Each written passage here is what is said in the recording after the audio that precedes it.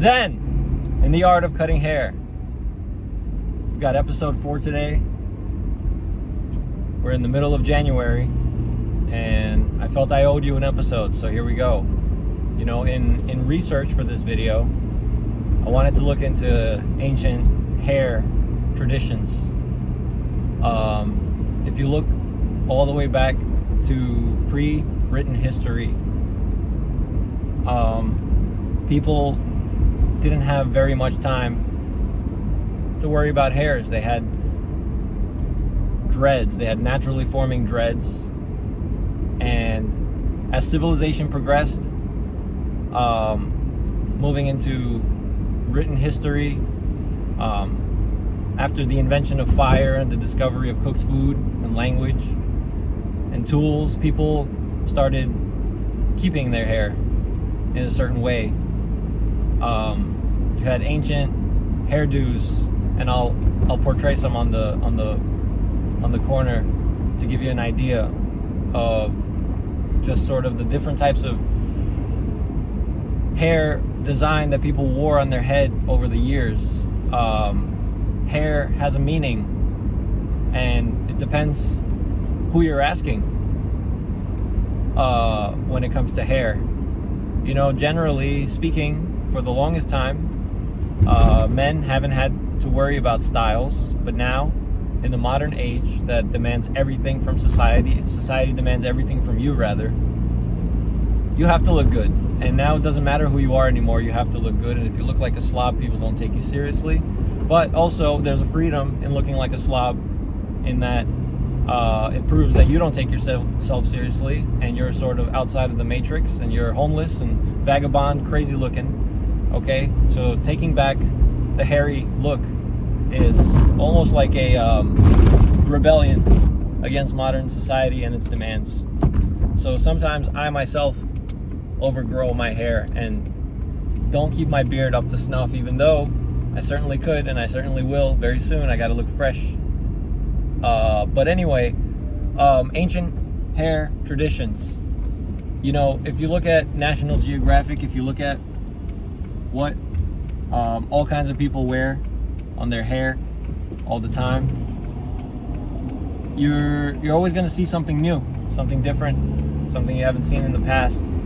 And the reason is because just as we have hundreds of, maybe if not thousands of races on the planet, we have thousands of cultures, thousands of languages, maybe hundreds of languages if I'm not wrong. And we have just as many haircuts, probably. You know, and you know, to get into more semantic levels, it's like every single haircut is unique. 7 or 8 billion haircuts on the planet, each one of them unique. And there are some cultures, like Shaolin monks, that shave their heads, and it shows that they aren't necessarily driven by worldly desires or material gain or anything like that. So they shave their head as proof to the monastery and to others and to themselves that they aren't about this life.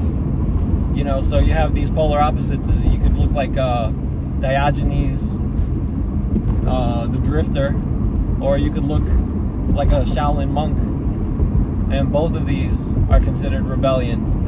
And so, you know, the way you express your hair, the way you express yourself through your hair, this is very intriguing, you know, to see what styles people pick on their own, or what styles they choose to pick because it's a trend. You can kind of see a correlation between the style that a person picks and something about their personality or something about their worldview. I can't exactly map it because I'm not an anthropologist or a behavioral scientist, but there is something to do with people's choices and who they are as a person. Okay, so you know, hilariously, I'm gonna make a point that I've made in the past. You know, if you get your hairline lined up, I'm gonna make a joke here, is that, you know, you're pretty much only gonna attract a certain type of women.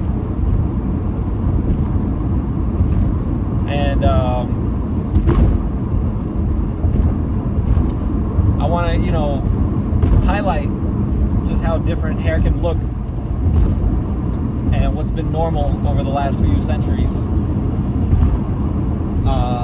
And the way styles are evolving into the future, I feel like some of the techniques and styles that you would see in a salon traditionally are being now accentuated at hair like barbershops. Okay, so you're seeing salon techniques at barbershops, and that's a new twist. That's a fun little unexpected turn, you know, like we're putting layering into the top and some layering into the back. We're putting hair color or bleach into men's hair, which is not traditionally accepted, but now you're less of a delinquent. Even if you have blonde colored hair and earrings, you're like, it doesn't really matter, because like, you know what it is, it's like older sentiment, older conservative values are dying out with the older crowd, and young people get it, you know, why you look a certain way. Young people get it, even if they're conservatives. They still understand why people individualize and personalize their look, because at the end of the day, there's a part of it, there's an element of it that's fun, where if you have a cool haircut, you're perceived as interesting, you know, and like, oh, don't judge a book by its cover. Yo, people work really hard on their cover, okay?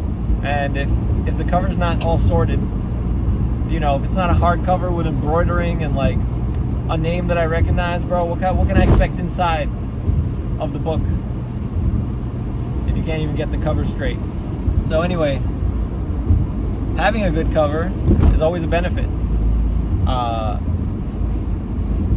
I can think of very few scenarios where looking good makes you look bad. So all that aside, you know, I wouldn't mind talking about a few pivotal moments in my career where a customer sort of changed my worldview, either worldview on the world or worldview on cutting hair.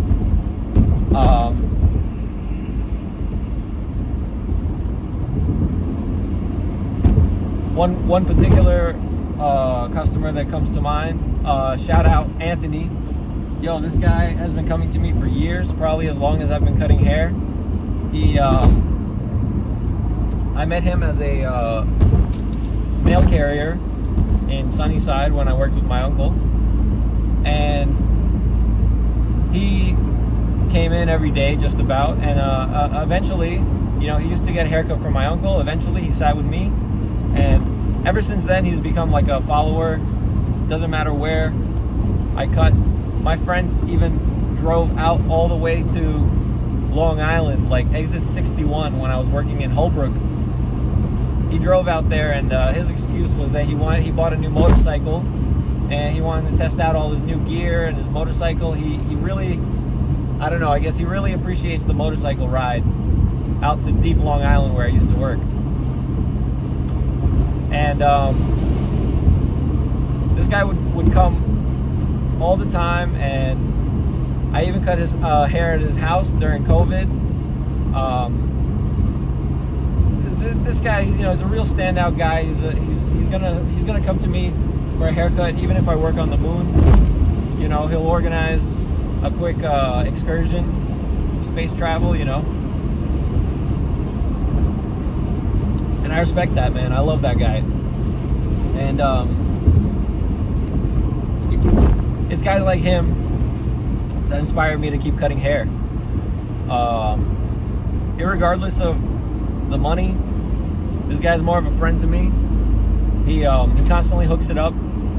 It's the deeper relationship that you can rely on in a good customer, but also a proper friend. Another guy that really stood out to me that kind of changed how I work and what I do with my time is this really old Jewish guy in the city. And this is when I used to work with my other uncles, and these guys are more like cousins of my dad, but we call them uncles anyway because their sons were like my cousins, even though we're like second removed. It doesn't matter. The point is, I used to work in the city. Shout out Hollywood, 2002, 14th Ave, you know where it is. And so anyway, an old guy came in, an old Jewish man, and after I almost finished giving him a haircut, he comes to find out that I'm Jewish too. Okay. So he asks me a very weird question. He asks me, how much money does your father gift you every year? I looked at him like he has two heads and I have to give him a second haircut right now. And I'm like, what do you mean, like, how much money? He doesn't give me any, zero. He doesn't give me any money every year. And this goes back to like an older story that I'm going to tell in a second, but this old man looked at me and laughed. He laughed in my face and said, "Oh, your dad's a schmuck." Now, in that moment, I didn't really know how to react. I was still confused, both by the question and by the response. And he's like, "Your dad's a schmuck." And he told me something along the lines of, this is why us, like, higher level Jews, rich Jews, Manhattan Jews, look down and laugh upon Jews like you, because you guys just don't get it. You guys don't understand what money means. And I'm like, well, what do you mean? He's like, I give my children, I have multiple children. He said, I'm a millionaire, I live in the city. My children are millionaires, all of them are millionaires, and every year I give them a gift. I give them a gift of $10,000 a year, and the year after that I give them $11,000 and $12,000 and $13,000, $15,000. I'm giving these kids as much money as they need every year to get them going and to make sure that they're comfortable. And he understands. He said he understands that money doesn't mean anything, and so he also understands that younger people have a harder time earning money than older people, and that if you have $1 million, it's a lot easier to earn $100,000 in profit, you know. But if you have $0, it's very hard to make $100,000 in profit. And he's like, I give my kids as much money as they need, more money every year, even if they don't need it, because I don't need it, he says, and they could use it more than me. And you know, my coworkers are like, oh, you shouldn't let him talk to you or your dad about your dad that way. And I'm like, listen, that was really rude of him. He shouldn't have said that, but he could have said it differently, but he has a point, you know. And I never really thought bad about my dad, and I still don't. You know, he has his reasons why he's kept his distance financially from me. And one of the main reasons, when he taught me how to cut hair, he said, son, you're 13 now. I'm going to teach you how to cut hair, and you're going to know how to make money, and I'm never going to pay for anything in the rest of your life, for the rest of your life. And I said, okay. I mean, like, what can a 13-year-old say in that way, in that moment? So I learned how to cut hair. I always had money. I was a young kid that always had cash. I was cash positive, always. And it felt rewarding because I earned it. And if other kids had money, they didn't earn it, but I did. And I always had a respect for money. You know, I've always had an abundance, and it's just a matter of, I guess, putting skills in people's hands that lets them make money in good faith. That's pretty much the best way to do it. Teach a man how to fish and he'll eat forever. Give him a fish, he'll just eat for the day, and that's just not good enough, is it? You gotta let people be able to plan for the future. You gotta let people feel confident with their own money. So putting the skills in other people's hands is as valuable as giving them all the money they could need. That's for sure. And I see that from my dad's side of things. I just think he never quite taught me how to own a business. But now I recently incorporated Barber City. I recently incorporated a media group called Good and Evil, and I'm now the owner of business. So this is a nice, you know, announcement video as well. You know, I hope to set up a merch site soon. I hope to be able to provide and produce unique, intricate barber-related products, something that would complement anyone's store or even their own home grooming setup. I'm looking to expand my team. You know, it is a media group, and I offer all kinds of barber-related services. You know, I don't just cut hair, although the description of the video is I cut hair. The description of the whole channel is I cut hair. And pretty soon I want t-shirts, you know, that just say I cut hair. And this is better than wearing a shirt that says barber or you know, salon person, whatever, like cosmetologist. I feel like I cut hair is a statement. It's a 3-word way of life. You know, it's my zen in the art of cutting hair, is that if I could just be and embody I cut hair, then I shouldn't really have an issue moving forward in my life and in my career goals. So maybe I could talk about another story. I just have to think of it. I didn't really plan for this video so well.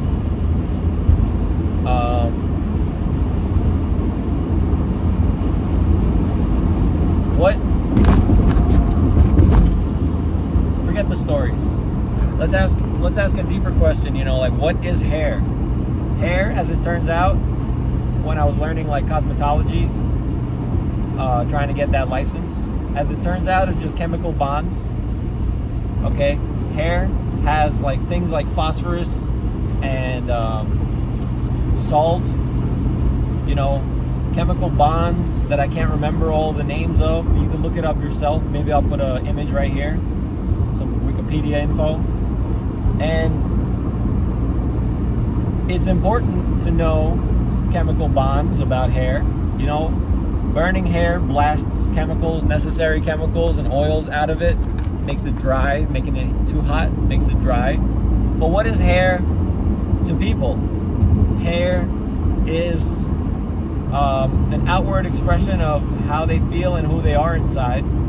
You know, you remember the Incredibles movie with Disney? They had Invisigirl, Violet, and she would wear her hair over her face in the beginning of the movie, and towards the end of the movie, suddenly she's showing her face. You know, she's a brand new person, and like, your hair is pretty definitive of like who you are, whether you're like open or closed, or like sometimes the color means something, sometimes the direction you wear it. Like, people that wear their hair and cover their forehead or some of their eyes, I don't know, like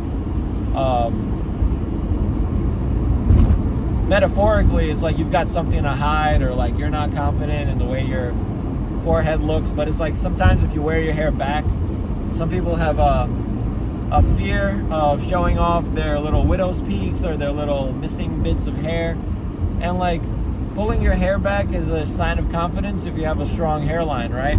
But it's like, if you don't have a strong hairline, pulling your hair back is like, yo, maybe you shouldn't show that off. Maybe you have a reason to fucking wear it forward, or a left or right kind of like comb over thing. So hair means something, and it's like, hair means something more and more every year to people.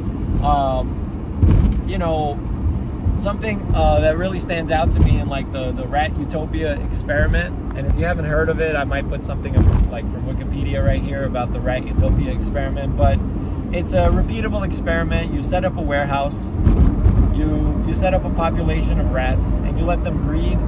And at first the population is kind of low, and then eventually the population ramps up.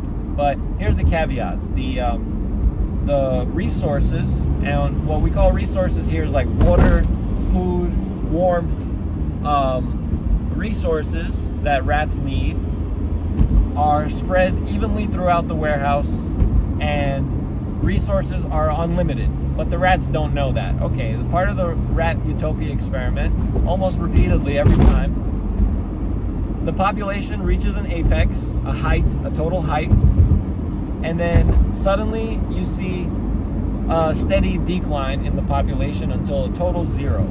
And right at the peak, you see total violence and chaos amongst the rat population. They're not nice to each other. They're fighting in the streets.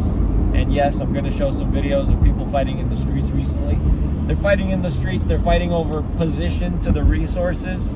Okay, so the closer you are to the resources, the more violent you have to be so that other rats don't take advantage of you. Now, doesn't that remind anybody of the socioeconomic scenario across the world with riots and protesting? But we're not getting into politics. We're talking about the Rat Utopia experiment. Okay, at the peak before the decline, you have a generation of rats that, quite frankly, they call the beautiful ones. The beautiful ones. Oh, the beautiful ones, yes. Well, so now these rats, what they do is they stay kind of far away from the resources, far away from the crowds. They choose not to fight, and they stay clean. And all they do, they groom themselves all day, and they don't really wrestle. They don't even play. They hardly socialize. And it's like, because if you're out there in the fray, yo, you could lose a tail. Like, it's really dangerous in the Rat Utopia experiment. And like, remember, the whole time, the rats don't know that the resources are endless and that the population doesn't have to go to zero, okay? But it's just this perceived scarcity of relative position to the resources that creates this existence of the beautiful ones. And so the beautiful ones, I say, happen in humans too. And so the ones that groom themselves all day, these guys are not mentally well. The guys that come in for haircuts weekly, yo, who the hell are you, bro? Are you some kind of like TV broadcaster guy? Are you a YouTuber? Are you some kind of influencer? Are you a guy that matters, that you have to look all the time, good all the time? Or like, does your paycheck materially change if you look good or if you look bad? I don't know. Like, it's hard to make that specific distinction in your life that you need a weekly haircut. And it's like, personally, I don't approve of weekly haircuts. I don't approve of people that need weekly touch-ups because it's reminiscent of the existence and like the pathology or whatever the word is, the epidemiology, the way the environment changes the way you behave, okay? I don't like the mental illness of getting weekly haircuts, and I don't support it. And I even stop these people and say, yo, I just cut your hair a week ago. What the hell happened? What the hell happened? Why do you need another haircut? This is insane. Can you please slow down? Can you come in like 3 days?